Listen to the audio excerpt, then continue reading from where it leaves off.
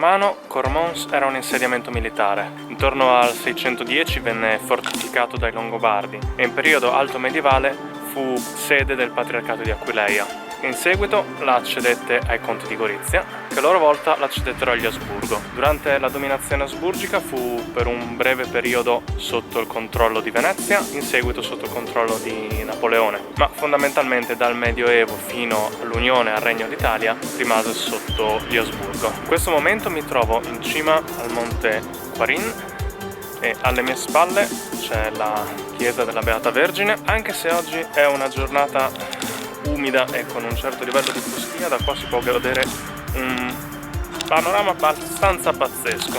Penso che in una giornata un po' più pulita di oggi si veda dalla Slovenia e dalla Croazia, che sono lì, fino abbondantemente le montagne del Veneto, che invece sono da questa parte. Andiamo a dare un'occhiata a Cor Mons.